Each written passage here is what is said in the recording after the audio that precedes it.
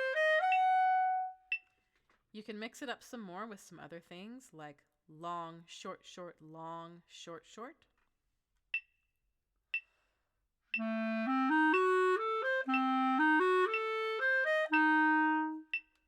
And then, of course, the opposite, short, short, long, short, short, long.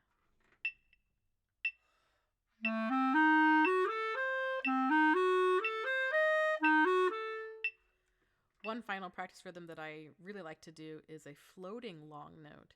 So we have groups of 6, and you can pick a number, start with 1. Every number 1 is long, and then every number 2 is long, and then every number 3 is long. I'll do this with just measure 32.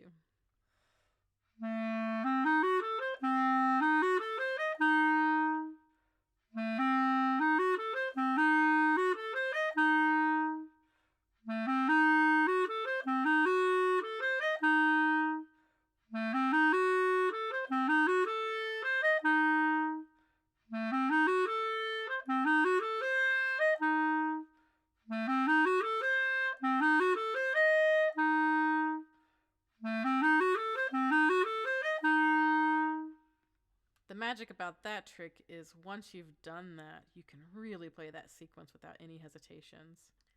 Finally, and I really should have done this before doing that, but that's okay, the beginning chord of measure 32 and the last chord of measure 34 covers all the notes in that chord.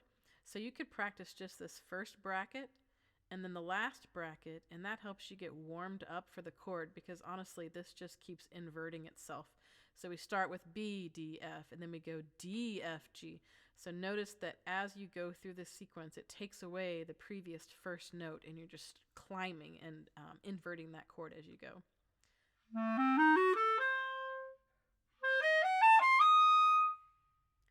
Okay, I think I've covered everything. So now I'm going to turn on my metronome to 60 and play this entire section.